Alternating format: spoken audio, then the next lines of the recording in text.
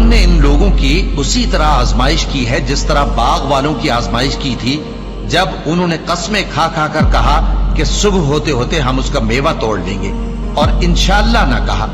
सो वो अभी सो ही रहे थे कि तुम्हारे परवरदिगार की तरफ से रातों रात उस पर एक आफत फिर गई, तो वो ऐसा हो गया जैसे कटी हुई खेती।